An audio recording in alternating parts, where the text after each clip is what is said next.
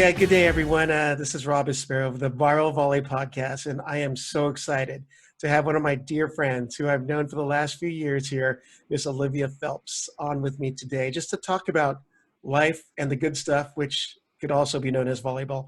But I mean, there's definitely life happening, and we're going through some, you hear this word all the time, unprecedented times. But, we're all in this together. We are trying to work our way and be hopeful to see the other side of this. So Olivia, thank you for joining me today on the Viral Volley Podcast. Thank you so much for having me. I'm so excited. Well, it's always wonderful to see you sideline reporting and on the ESPN broadcasts and web streams for all the big matches. And I love seeing you just enjoy the game. So I thought it'd be a great opportunity to have you on and also talk about one of your pet projects that I thought was a phenomenal project that you can share a little, being that's technically the anniversary of the finishing of the project. So with that, let's just start off with some general questions about you. Can you share with us how you've developed an interest in sports and how you eventually became a sports journalist and a sideline reporter? Yeah, absolutely. This is actually one of my favorite questions. I used to fantasize about people asking me this question or what I would say. But I grew up playing sports and came from a very sport-loving household. And my parents really instilled in us the importance of sports and what sports can do for you and teach you. And I played soccer growing up and volleyball in high school. And my brother played baseball my entire life. So I always say that I spent more time at a baseball field than anywhere else. And I loved it. I didn't want to be anywhere else. I would always beg my dad and brother to invite me to go to games and to practice in the field. And I spent quite a bit of time shagging balls in the outfield. But just my parents really instilled in me the importance of sports, and I loved them. I never thought that it would be a career path for me. In high school, I did a lot of speech and debate, and so I think that's kind of where it started in terms of being a public speaker or enjoying that. And I loved writing essays. So when I went to school, I knew that I wanted to write, but I had no idea what that meant, in what avenue, or how I would pursue that. And I went to UC Irvine, so shout out to the Big West. Zot. But I wanted to be a writer. And then one summer, it was the summer before my junior year of college, I was staying with some family in Utah. My aunt was sick. She had breast cancer. And so I was there with my mom. We were probably there for about, I want to say 3 or 4 weeks. And it was a tiny, tiny town. The town would shut down for the high school football games on Friday, which was like heaven to me. I always told my aunt, that was her front porch was my favorite place to be in the whole world. And so she had some connections. My aunt and her family had some connections with the local newspaper. So she was kind of like, hey, got me connected with them. And it was the Salina Sun. And that was my first ever experience in the news world. And I was doing everything from delivering papers, dropping off papers, stuffing papers with ads. And the woman that was in charge of the newspaper, she was like, I know you've played sports and you're involved in sports. Would you like to cover the football game? I was like, yeah, that sounds so much fun. And it was kind of more like interviewing people in the stands and their fan experience. And I got to be on the sidelines. And I think that was my first really experience talking to strangers and going up and conducting interviews like that in that space. And I have the most vivid memory standing on the sidelines. And it was one of those come to Jesus moments that was, oh my gosh, people do this for a living. This is a career. And that moment changed everything. And from that moment, that just kind of launched everything and why I am where I am today. And I think the next morning I got in touch with the school newspaper at UC Irvine, and I was obviously in Utah still at the time. And they started sending me game recaps. And kind of having me like write remotely. And I mean, that was also, I had never covered anything. So that was completely new. And I had done some articles, I think, in some other sections as well. But once sports started going, it was like, okay, this is definitely what I want to do, what I love. It was so much fun. And then when we came to school in the fall, I just wrote and went to as many games as I could go to. I think one of the blessings in disguise about having gone to UC Irvine and at a school where, you know, it's not a Power 5, and it wasn't a campus that was, you know, heavily covered sport-wise. So I had the opportunity to pretty much, I mean, be creative, and I don't think any of my pitch stories were turned down.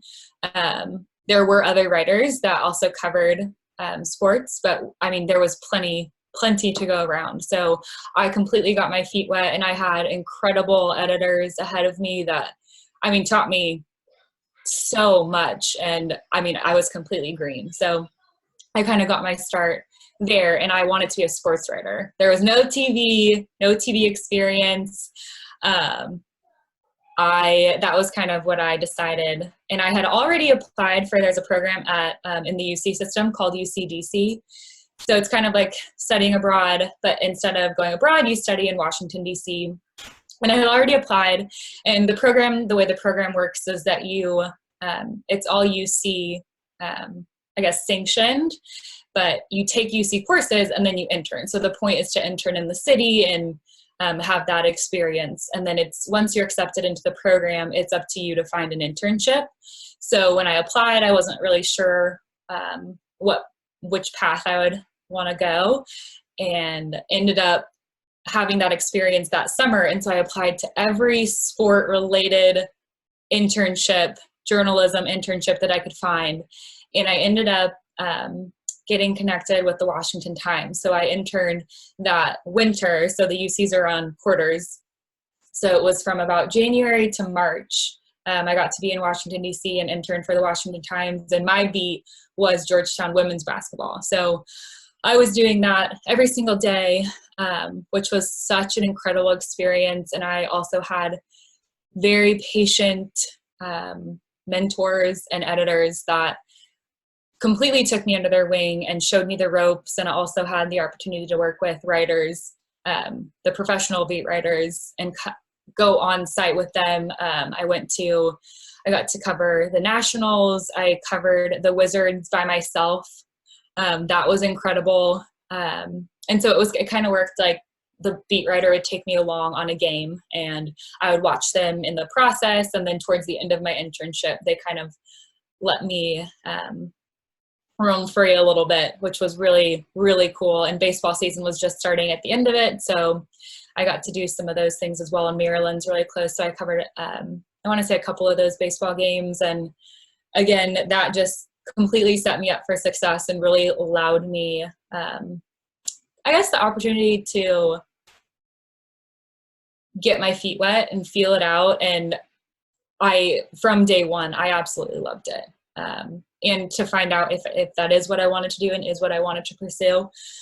And so I came back from that, and I applied to be the sports editor my senior year of college. And I was fortunate enough to be afforded that opportunity. And again,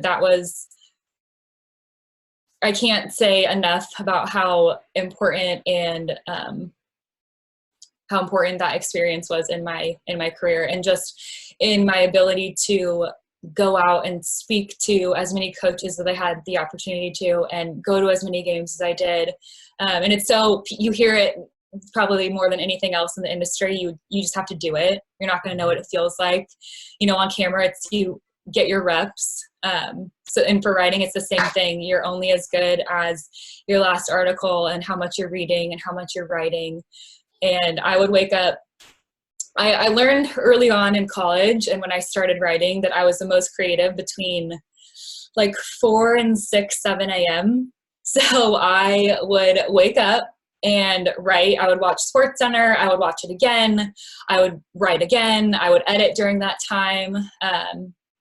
So senior year was definitely very fortuitous in where my career went after that.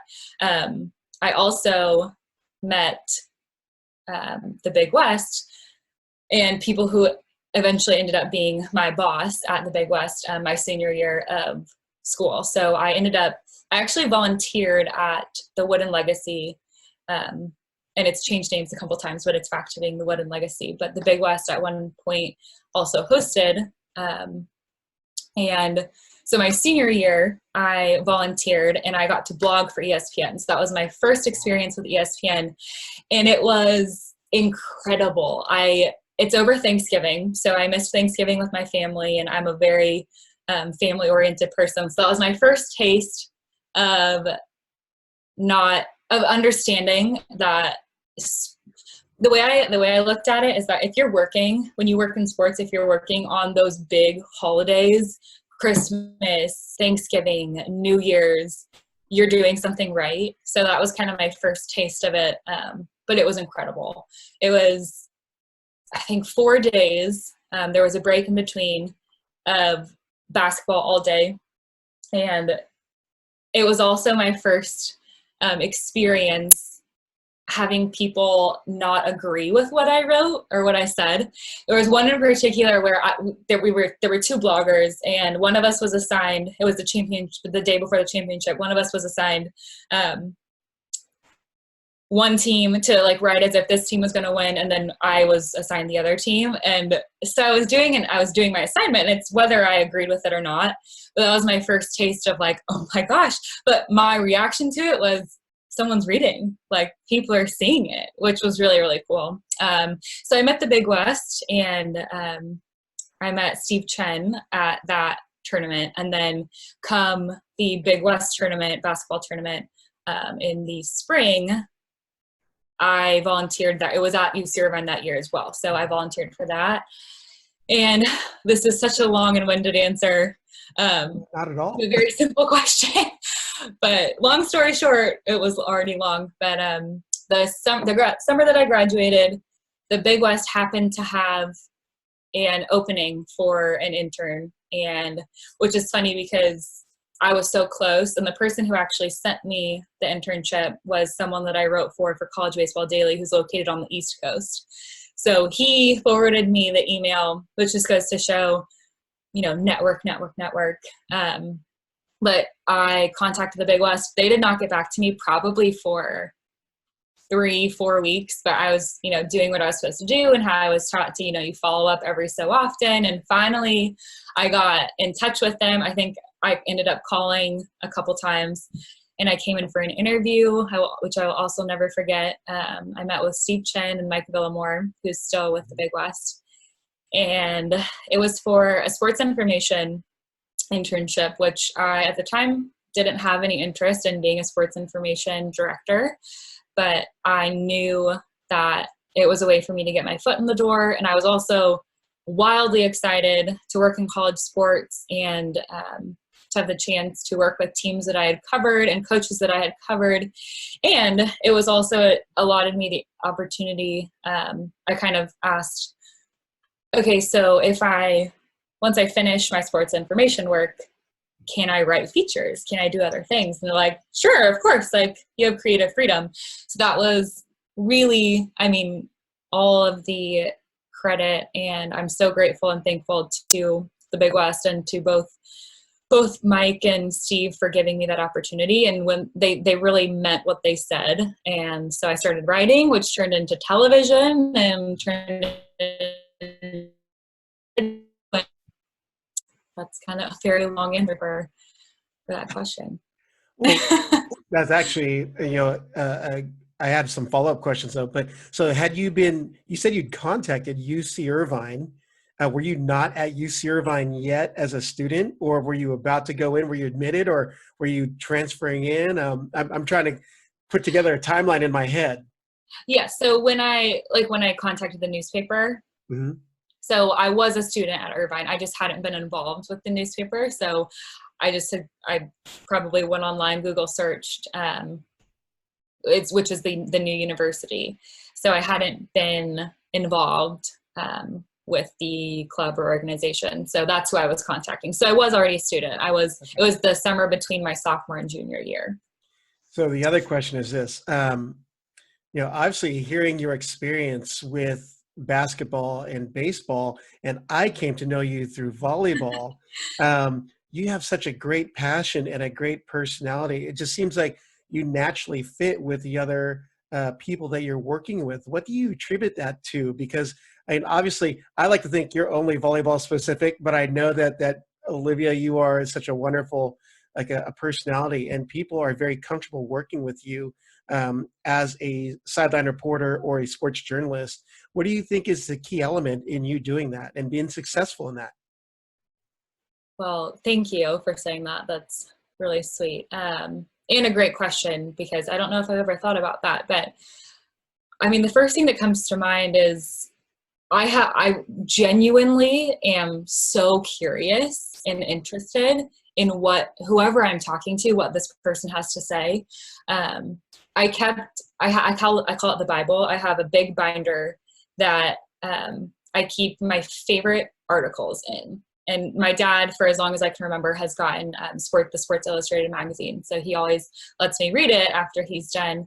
And sometimes I just steal it and read it first. But I would save all of the articles that made me feel something. And I'm a very emotional person, so I can cry. I cry watching commercials on TV, just anything that like tugs at the heartstrings. So I would save all the articles that made me laugh or elicited some emotion, made me cry or gave me the goosebumps. And I've probably read those articles 50, 60 times each. And so I would ask myself, like, what was it about this? What was it about this sentence? What was it about this paragraph that really elicited that emotion? And so I think paying attention to that and knowing what questions to ask and making that person, the most important thing in an interview is making that person feel comfortable and making them feel safe and making them trust you with their story. And I try really hard to never take that for granted. And I know and I understand. And I treat the sideline the same way. I think growing up with my brothers just a year and a half younger, and we were only a year apart in school, so we were really close. And so when I would be at his games, I was very aware early, before I began a career in sports journalism, I was very aware that that's not somewhere that you belong. And that might come off in a way that doesn't fit in today's climate, but I was very aware, and I'm still very aware, that it's such a sacred space. If you're in the dugout or if you're on the sidelines, if you're listening into a huddle, that's not your place. You're being allowed the privilege of being there. That coach trusts you, those players trust you to do your job, and you're there to do a job. And you have the right to be there, but it's their space and it's their game. And I think knowing that at the end of the day, like, the importance is, they're those people. They're playing the game. They're the ones, we wouldn't be there without them, without the athletes and the coaches and everything that they've worked so hard to do. And I think coming with that understanding of respect and knowing that they've put in all of that work and so many hours that we don't see, and we'll never know what goes into that on a level that they do, those people that entrust you with their words. And so I think maybe that just kind of sets a tone of comfort when you come to this space not feeling entitled or you're here because I want you to be here type of thing. Maybe that's part of it, and just having that understanding. But that's something that I think about religiously before any interview, before any game. It's, I'm there to tell a story and to tell the right story and to tell it the right way and to understand that it's been entrusted to you. I think that might have something to do with it. Love that response, because especially in promoting the game, it does require you to be in those spaces where strategy and mental state are being discussed and mechanics improvements. So you being able to be there with those athletes means that you're being entrusted with something that may or may not be shareable to the public. Right. Absolutely. And my dad coached growing up when I was growing up too. So I think that helps too, having seen it from that side and, how important every single game and practice is, and having been, playing sports and being an athlete in high school. And I think having that level of understanding. Now, what sports did you play, Olivia? I got to ask. So I played soccer growing up. And I played up until 8th grade, and then I played volleyball in high school. So that's where my love for volleyball comes from. I loved it so much, and I wish, I don't believe in regret, but if I did, I wish I would have kept played longer than I did. So I was so excited when the Big West decided to, or was afforded the opportunity and all of the work that went into sponsoring men's volleyball and beach volleyball. So I was so excited, so lucky to be there when all of that happened. Yep, that was all under your watch, your time there. And I had the opportunity and the blessing to spend as much time as I did with you as an agent of the Big West Conference for men's, women's, and collegiate beach, which meant 3 times the fun. Oh my gosh. It was such an exciting time. And I mean, having the opportunity to be with you and I had no idea the culture that surrounds Southern California when it comes to beach volleyball and, I mean, even men's volleyball. It was just a completely new world to myself, and I think to the conference as well. And being able to be there when it all happened and to kind of decide how we were going to tell the story, same thing, how we were going to tell the story and how we were going to pitch stories. And it was really a dream as a reporter and as a storyteller. Right.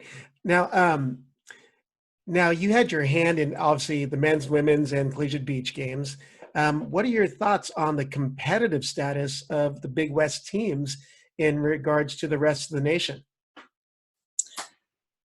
I mean, one of my favorite, I guess, ideas was that, or facts, we'll say facts, was that the Big West is the only Division I conference to have sponsored men's indoor, women's indoor, and beach. And I think that just goes to show how important and how serious it was taken, and how the higher ups at the conference level understood the level of competition and the level of talent and the opportunity to grow.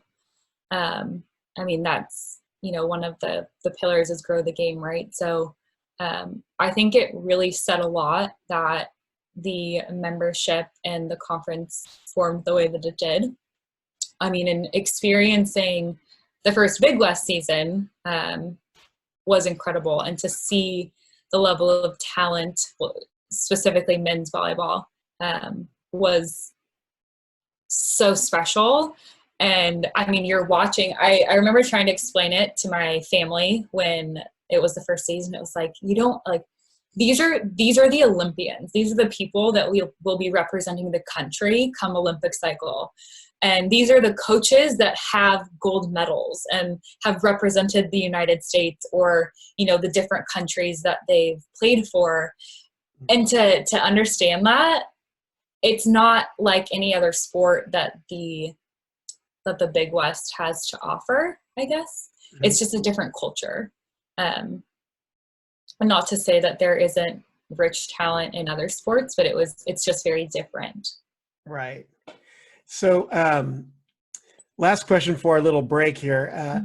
Can you share one or two of your favorite moments that you've been a part of in men's, women's indoor or the collegiate beach game in the time that you're at the Big West? Oh my gosh, that's so hard. There's so many. I said one or two. I know. Okay, well, first one would have to be the 2018 Men's Volleyball National Championship. Never having covered or worked a national championship, it was again, that's what you dream about as a reporter and as someone. I love sports. I could watch sports games, athletes. I could listen to interviews of athletes all day, every day. And to just be, one, a fan of competition, and then to be there in a working capacity with a team that we had been able to in Long Beach State, having had the opportunity in the fall, knowing that, what I had heard was that this was a really special team, and I didn't know what that meant yet. And I mean, Alan Knipe was absolutely incredible since day one, and I credit all of our success to his willingness to let us be in the gym with him and his players and have the time to sit down. And I mean, this was even pre-Legacy. This was back when it was season 1 of Big West play. And so that being said, I was able to, I had a better understanding of the players, and I kind of knew their backstories, and we had been in the gym and we had sat down with Nick Amato and we had talked to Alan and we had profiled players. And so having that, having the ability to have had that experience and to walk in knowing those things, and then to get to cover it, and then they win, and then you get the celebration and the interviews, and that's something that I will never forget, that feeling and those moments and what it looked like, what it sounded like, all of it. I mean, that would have to be at the very top.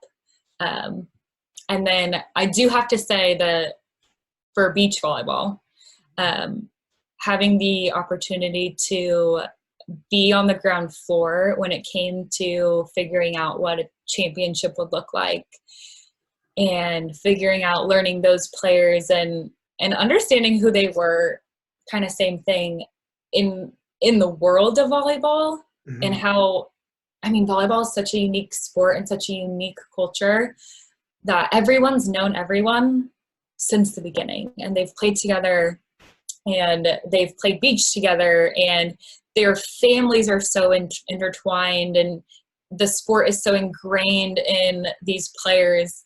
And I feel like almost more so you find these athletes who, it's such a lifestyle.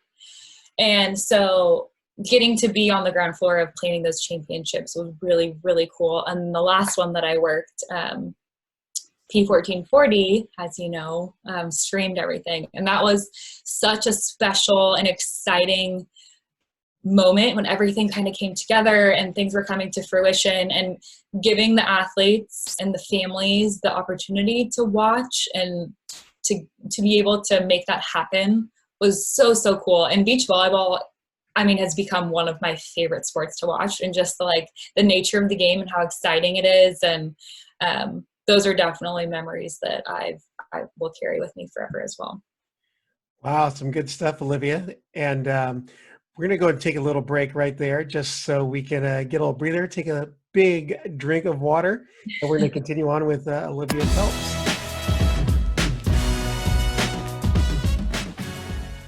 All right, welcome back, ladies and gentlemen. I'm here on with Olivia Phelps, sideline reporter of ESPN, as well as just a wonderful sports personality who has this, I like to call it a hidden love of volleyball, but I realize she's just passionate about sports. Thanks again for joining me on the Viral Volley Podcast, Olivia. So excited to be here. Hey, I wanted to ask you more of a general question. I know we've gone kind of specific in our previous segment, but who've been some of your favorite personalities to work with so far that you've come across? And they can be I hope they're volleyball, but if there are others, I'm okay with it. There's so many. I have a clipboard that I've had since college, and after every interview I've done, I'm out of space now, but I would write down my favorite thing that they said. So there are so many to choose from that I'm trying to think of the people who come to mind. I mean, first person, definitely Nick Amato. I always say that there's stories that you have to find, and then there are stories that just tell themselves. And he was one of those, of the latter. And we had the opportunity to sit down with him prior to the 2018 championship. And that was more of an injury story. So, which are pretty standard. It's usually, adversity and how that person made it back to the floor, or made it back to the field. And he was just one of those people that we sat down and I was immediately blown away. He was so well spoken. It was one of those moments where we were sitting down in the offices, the coaches' offices at Long Beach State, where we would film some legacy episodes later. But mid-interview, it was like I wanted to tell his parents, you raised like such an incredible person. Just the way that he talked so highly of Long Beach State and just very well spoken. And also I was just blown away with his story and how he, he had played junior college volleyball and how his journey to Long Beach State and his relationship with Alan and the coaching staff. And, he finally gets to the floor after, how many years of trying to play Division I volleyball at that level. And I think it was something like a couple plays in and, he blows out his knee. And then it was completely restarting that process of now he's rehabbing and he touched the floor, but only for a second. And listening to him with the wisdom that he had as someone that was so young was really, really special. And I was, again, blown away with the interview that I had with him. And it was so much fun to put together. And he was such a good sport. We had a pretty big crew that came down to interview him with me. And I love all the fun, setting up all of the dramatic shots. And because his story went the way that it did, we had some wild ideas of, okay, like let's sit you in the empty bleachers and let's do some really dramatic pans over your face. And can we get close-ups of your knee? And I think he had a hole in his like leggings all the time too, but he's like, yeah, like he was game for anything. I think we stayed so much longer than we had planned and he was excited and it was so much fun. And that opportunity and that story, I think made legacy, even though it was months before legacy was even a thing. It was months before. And I think it really laid the foundation in a really special and unique way. Nick Motto was the first episode of Legacy, and it was because I had sat down with him and I knew that he was everything I dreamed for, to start the series and to give a taste of what the team was and to what Long Beach State stood for. Mm-hmm. And the ambassadors of the school and the sport that they raise men. So that's still one of my favorite interviews that I've ever done. And we actually, my colleague, Alex Pennywell, who's still at the Big West, old coworker, she kind of makes fun of me for anytime I would see Nick Amato, it was like, oh my gosh, it's Nick, or, see his name come up on score sheets or athlete of the weeks. And she's like, okay, we get it. Well, that's actually a good segue into my next question, because I wanted to find out what was your inspiration in doing your project Legacy? And if you could just briefly explain what that is and explain what your inspiration was for doing that. Absolutely. Legacy was a 5-episode docu-series that chronicled Long Beach State's 2019 national championship run when they got to defend their national title on their home floor. So Legacy started, honestly, I want to say 2018. I was kind of like I talked about before, I was so excited to finally, we knew that it was in the works for a really long time that men's volleyball was going to be a sanctioned sport by the Big West.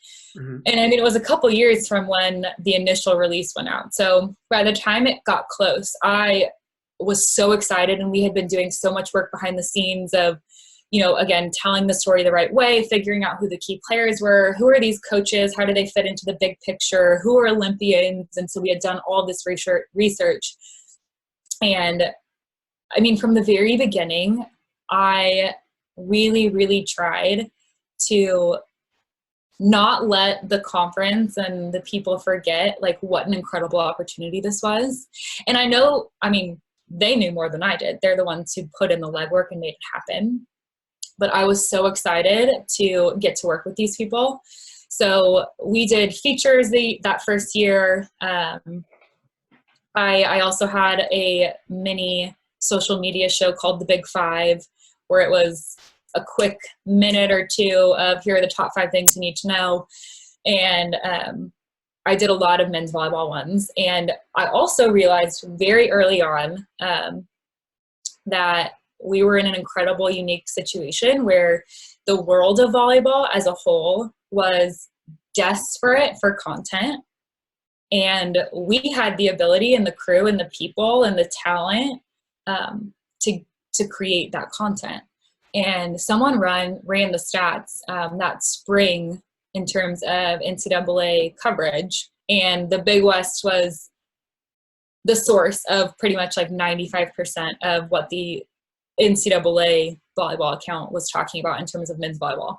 So, I mean, an incredible opportunity for us, and that afforded us the ability to tell the story. So that was kind of all the foundation. And Steve Chen and myself and Mike Fillmore, who was the sports information director for men's volleyball at the time, we would just talk about like, there's such an opportunity here. We have to do it the right way. Like I remember thinking like day after day, like we have national championship contenders. Like how do we do them? That's one of my big things is how do we do them justice? How do we do these athletes justice? How do we do these coaching staffs justice? And what does that look like? And so that's a lot of brainstorming and it was such an exciting time. So fast forward, Long Beach State wins the national championship in 2018. And I just remember thinking like, and we already knew that Long Beach State was hosting the 2019 national championship. Mm-hmm. And I just remember thinking like over and over, like this is a once in a career opportunity. We have national championship contenders and the now national champion is defending on its home court. And knowing what we knew about the players and, you know, the class that came in that everyone talked about from the day they stepped on campus or the day they signed their NLIs, you know, the TJ DeFalco and Jordan Molina, Nick Amato, Kyle Ensing. It was, again, I just kept going over and over and over. This is a once in a career opportunity. And originally I pitched Legacy as a 10-episode docu-series. And I had it all drawn up of what episode was going to include what. And it was kind of apparent that was too much. And we were trying to figure out, I'll take one step back. I presented a 10-episode series and I was like, okay, well, where's the money coming from? And at the time we had never, I was at the Big West when they signed the deal with ESPN. So that was kind of the beginning that was the summer of 2013, the summer that I started interning at the conference. That was kind of the beginning of the video and the television and creating video content that was then on the ESPN family of networks. And it was used by the NCAA. And we also produced a magazine show for Fox Sports for a couple of years. And so that was kind of the beginning of all of it. So there had never been an opportunity where we were looking for funding or looking for investors, I guess, to produce a particular piece. So that was also a new experience for me and a really big learning experience. So I pitched the series and it was too much. It was also the first time I had to come up with a budget. So that was really challenging, but also a really important experience. And I kind of worked the other way. I went, okay, who do I know would care enough about this content to pay for it? So I kind of went that way. And I remember like making a list. I think I talked to you about it at some point. Like, who can I? Good advice. So that's kind of how it went behind the scenes. And then it turned into, okay, it's going to be a 5-episode. Here's what every episode's going to include. Here's when they're going to be released. And we ended up finding the money and what it would look like. Everyone agreed. And then also at the same time, Joe Hoods, who's an executive producer of the ESPN crew that covers the Big West Conference. And he's been with the Big West ESPN crew since day one. he was working with an outside production company at the time who really wanted to be involved in sports. So it was kind of an agreement that we came to, like, here's what we can do in terms of funding. What are you, if we were to work with you, what can you meet us here? Because you're going to be given this access and this opportunity and all those sort of things. So they agreed to work with us, and that was absolutely incredible. And they're an incredibly talented group of people that really, I mean, shaped what Legacy is. And so we had a production meeting and we kind of walked through everything, and that was the beginning. So the team that started working on it in the beginning saw it all the way through. And we also, I guess the series evolved as the season evolved. And granted, we didn't know, we were also gambling on whether Long Beach State would be in the national championship. Wow. And how well they were going to do that season. And it was really special, and such a special moment in my career too, to see that Long Beach State was on board. I also, probably one of the most, big moments of Legacy, I remember walking into Alan Knipe's office with Nick McRae and pitching Legacy to him, because if he wasn't on board, we had no project. And again, I cannot say enough good things about Alan and his staff and the entire Long Beach State staff, from marketing to their athletic director, and I mean everyone that was involved, because again, without their support, there is no Legacy.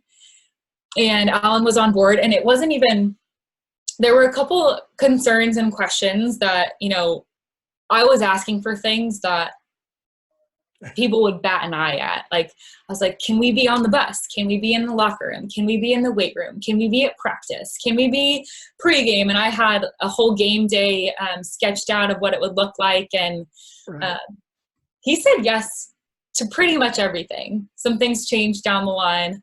I was asking for the moon and stars, and gotta go for it. Yeah, exactly. And But when we're sitting there, and so I'm telling him what I'm thinking and why I think it's going to work and how there's an audience for it, which I didn't have to convince him of any of those things.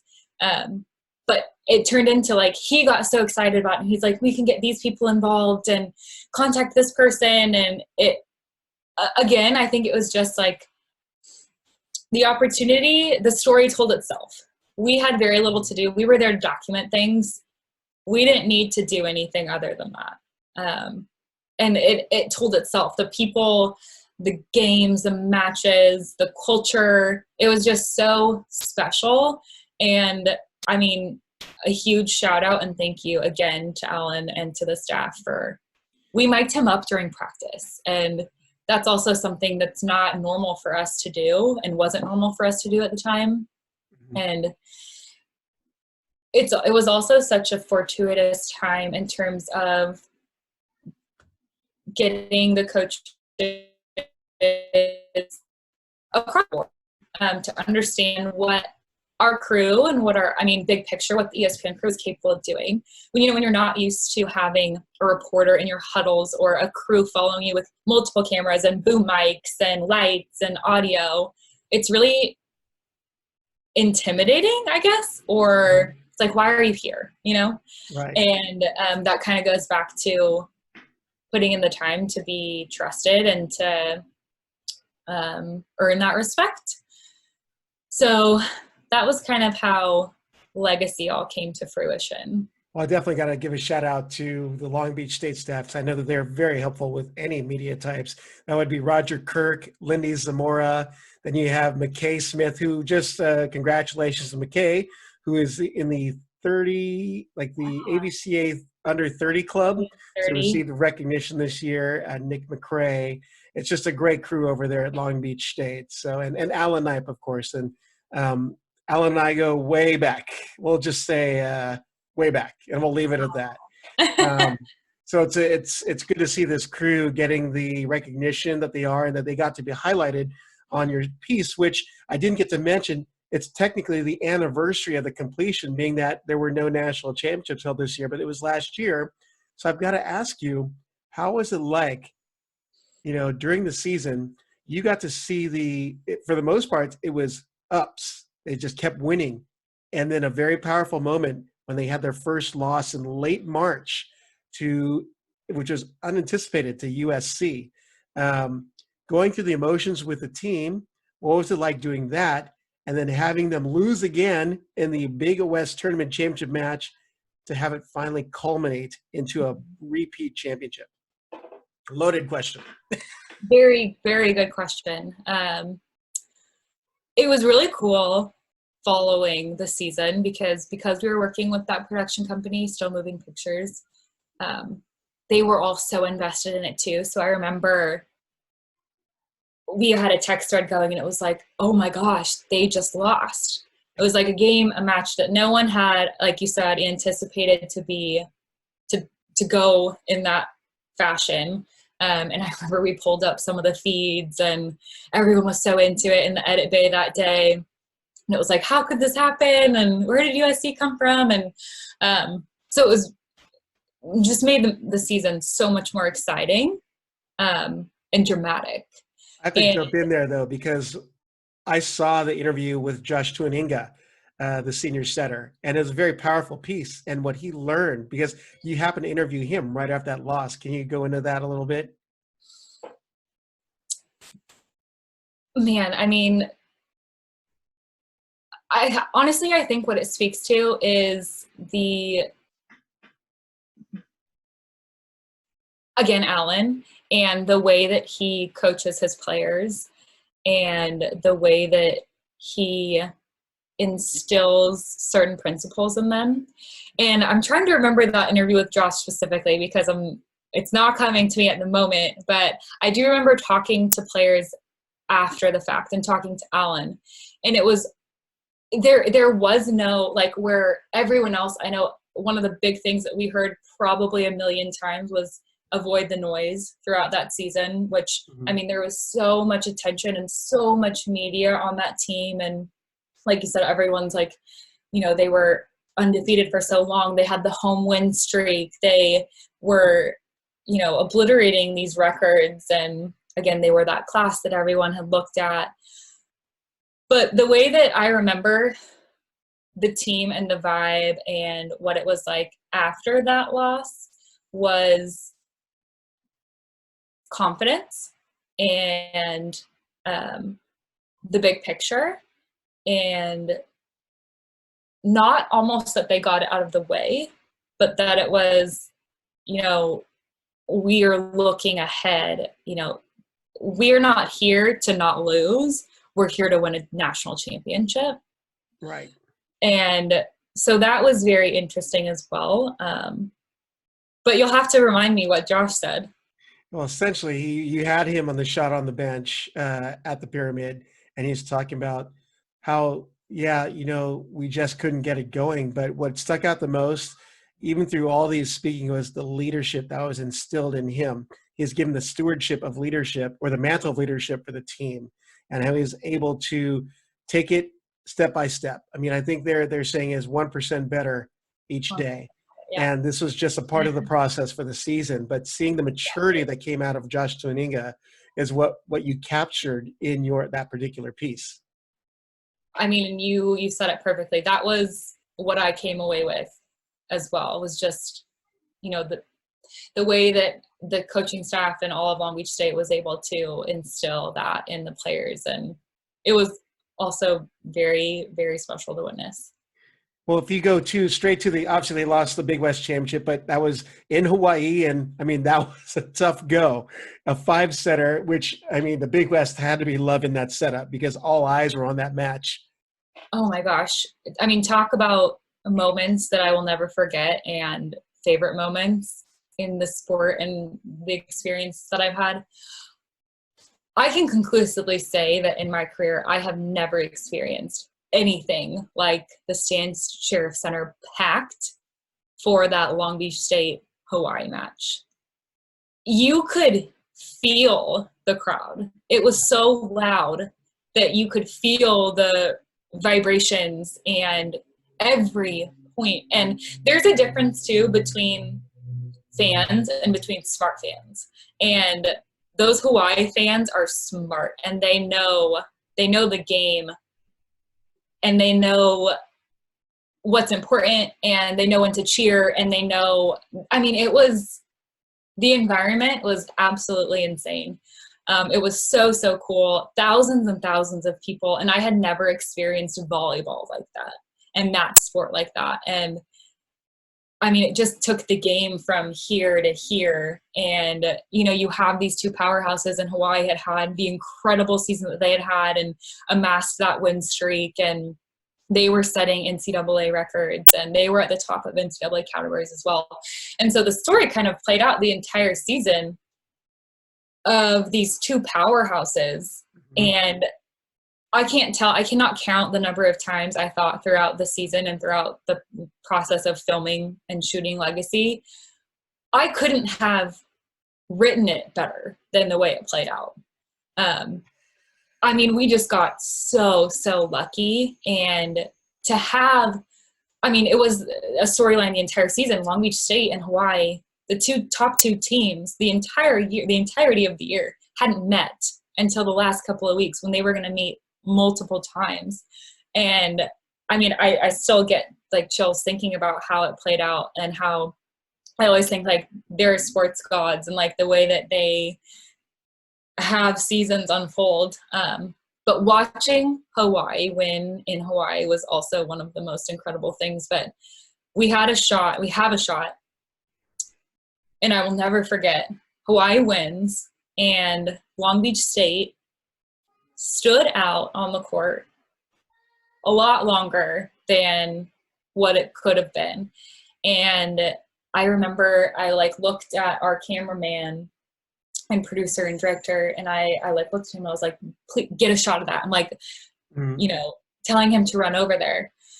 And I can see it in real life. I can see it in the documentary. And it was something that I was really excited and interested to ask about after the fact.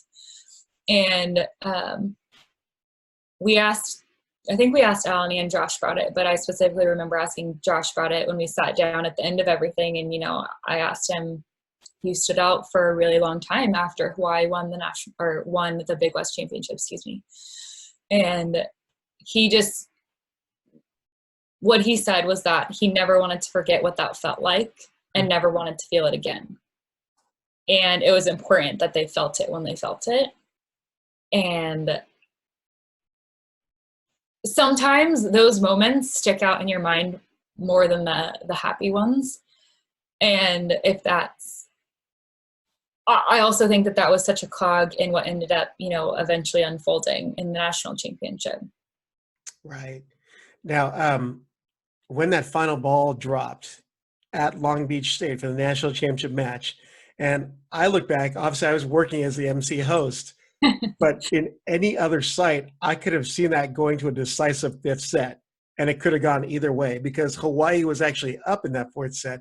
And if it weren't for that Long Beach State home crowd, I think that's what got them that extra momentum to push them to win that fourth set. But take me through what you were going through personally because you'd been invested in it with the time that you had spent with the program doing Legacy. What were you going through? Oh man. It was a very interesting project too, because we were doing it in real time. That was the first time I had ever worked on a documentary style feature. And so it's completely out of your control. So you're really just there to capture what's happening. And for as excited as you are and you're so riled up, I remember we had, I think, 5 or 6 people filming on site that day. And we had gotten to a system where we all had walkie-talkies. And so when a big moment was about to happen, it would be like, okay, you know, do you have it?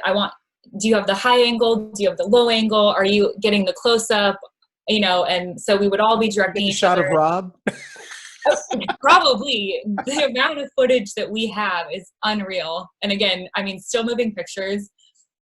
absolutely incredible. And they got, I mean, their passion completely seeps through the project as well. They got so into it and they learned the sport so quickly. So they, I mean, by the end, they were anticipating things, and which is the only reason that I think it turned out the way that it did. But so for that final moment, I remember feeling I wasn't pulling for either side. There's a story either way. They were in the national championship game. They got there. They earned that spot. It was a rematch of the Big West Championship. Again, I couldn't have written it better. And it was just so special the way that it played out. But at that point, I just remember I wasn't pulling for either side. And I remember we all kind of talked about it, the crew beforehand. It was like what we all wanted to happen. And it was more so just we wanted it to be a good match. And we wanted there to be that excitement. And I remember thinking at the last point was a little anticlimactic.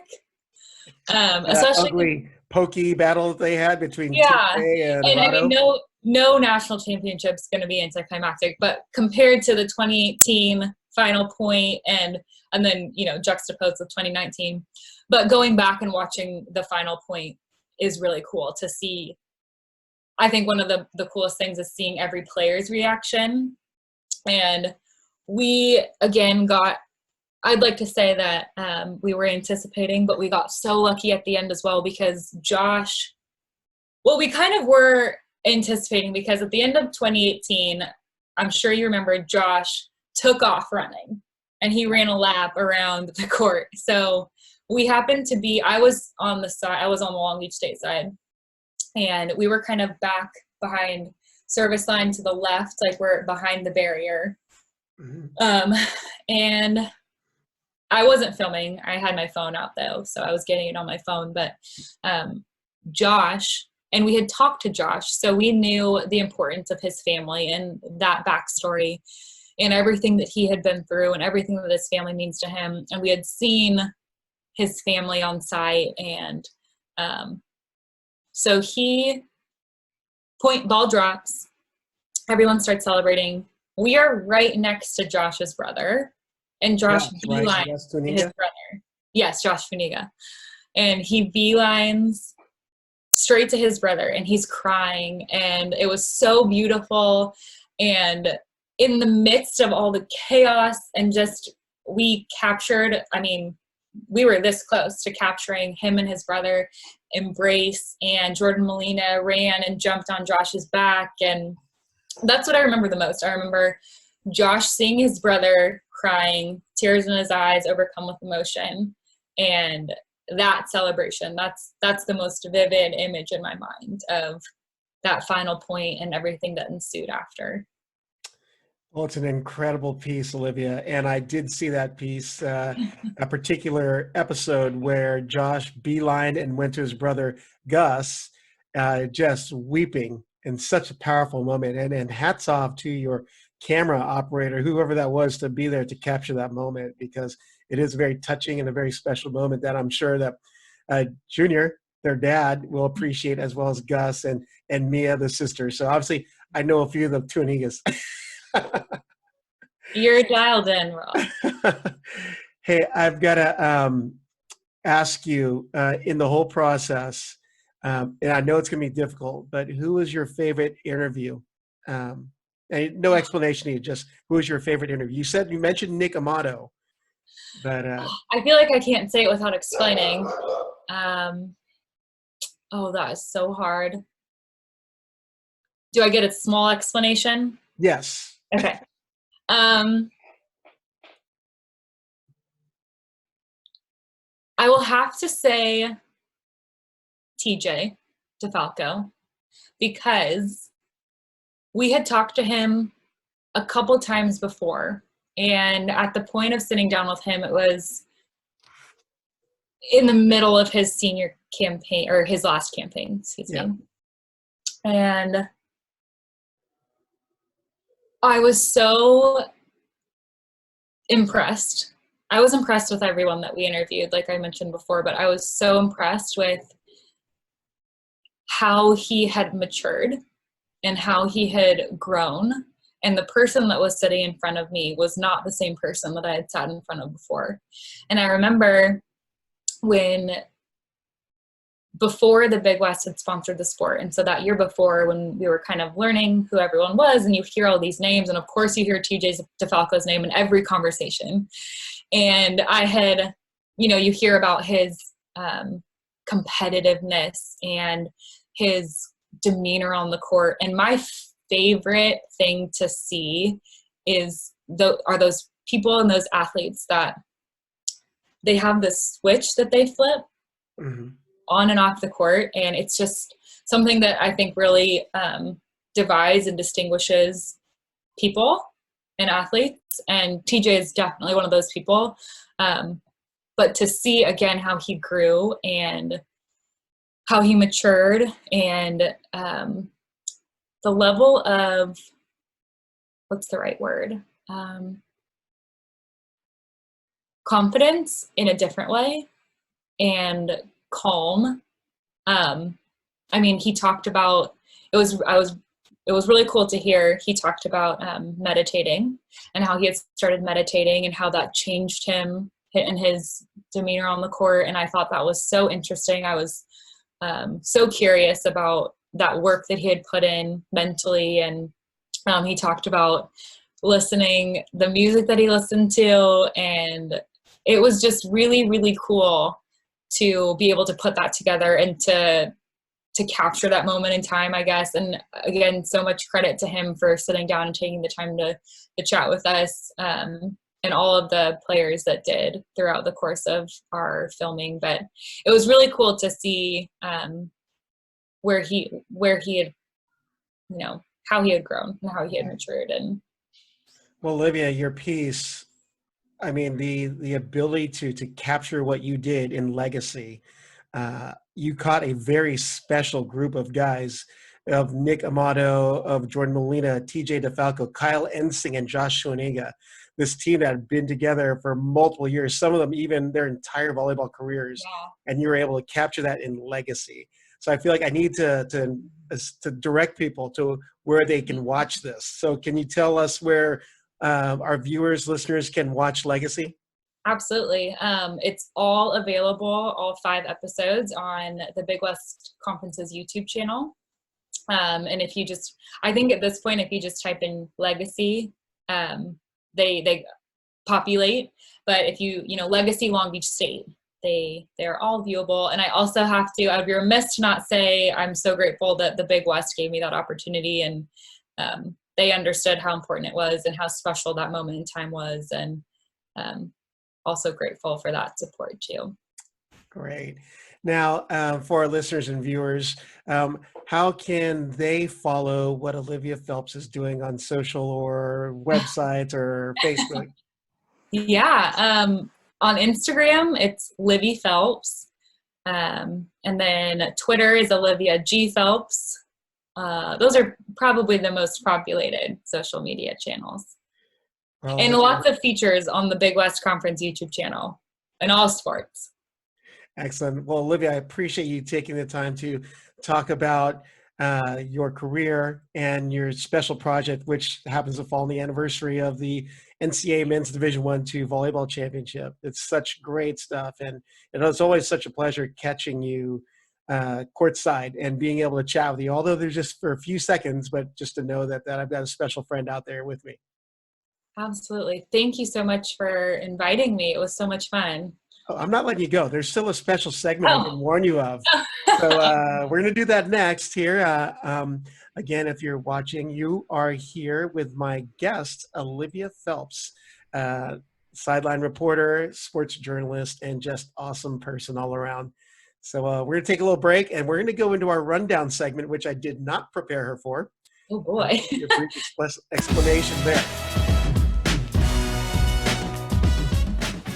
All right, everyone. I'm here with Olivia Phelps, who's just joined me on the Viral Volley Podcast. We've had such a wonderful discussion about how she came to become a sports journalist, and there's some special projects she's worked on called The Legacy that features Long Beach State's run to their back-to-back national championship. But now we get to find out the internals, the backside. Well, not the backside, not the good term for that, but the behind the scenes Olivia Phelps in the rundown, which is I'm going to throw her some questions and she's got to give me a quick response. So I've randomly selected them. We'll see what Olivia says and we can have some good times with her. All right, Olivia, Good. what is your favorite song? Oh my goodness. Well, the first one that comes to mind is Calling All Angels because I love the Angels. All right. Favorite place to be is fill in the blank. The Beach. Favorite book? The Giver by Lewis Lowry. Oh. And favorite kind of food? Barbecue. Oh, God bless you. So On a good. deserted island, you wouldn't want to be without fill in the blank. Harry Potter. All right. And what is your favorite team or sport to cover? Oh, that is so hard. I grew up a big Angels fan, but I already gave them a shout out. Oh, that's so hard. Stumped you.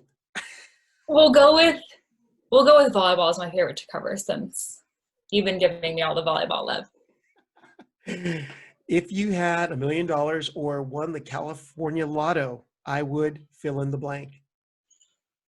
I would travel. That's an easy answer. We'll let you get away with that one. Favorite movie?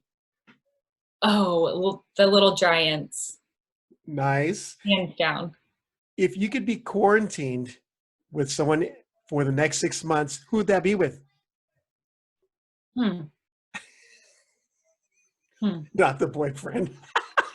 Well, I am quarantined with him, so we'll go with him. But we're trying to get a puppy, so we'll go with him and the puppy. The puppy's he's a close second to the puppy.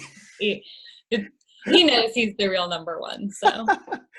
And finally, or actually not finally, second to last. Okay. If you could throw caution to the wind, with whom would you throw out the 6-foot social distancing rule for? Oh, my brother. I miss hanging out with my brother. Oh, that's a sweet answer.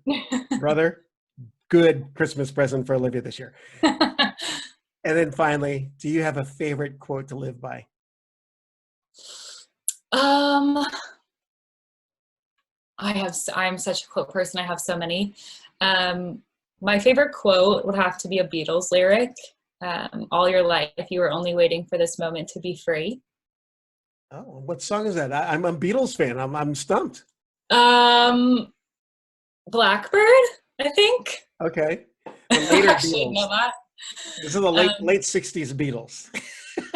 Yes, it is. But that's how I try to live. Well, that is an awesome. Hey, Olivia, thank you again for being here for the rundown and on the Viral Volley Podcast. I look forward to seeing you doing some other work in volleyball and other sports, but just remember us small people who are big fans and supporters. Oh my gosh, this was so much fun. Thank you so much for inviting me. And I probably went way over my time limit, but it was so much fun to catch up. Oh, that's the beauty of podcasts and vodcasts. I run it. I can determine how long it's going to be. Never run out of tape. Yep. But I appreciate your time, and I appreciate the special friendship that we've got, seeing each other working alongside each other at big events. And it's always been such a wonderful time to just sit and chat with you. Thank you so much. I look forward to the time that we can do the hugging thing again and see each other courtside. Yes, courtside and at a game and with fans in the stands. And for sure. I count down the days. All right. Hey, for Olivia Phelps, I'm Rob Esparro for the Viral Volley Podcast. Thanks for tuning in. Be sure to support your local restaurants. In the time we have right now, there are a lot of people struggling, and the way that we can help each other out is by supporting our local restaurants. I'm going to pick my favorite, Viddly Cafe over in the camp. Viddly.net. Check them out. Say hi to my buddy Mauricio while you're over there. And be sure to follow Olivia Phelps on social media and check out Legacy, available on YouTube. I think it's Legacy Long Beach State on YouTube. Thank you again all, and have a wonderful rest of your day.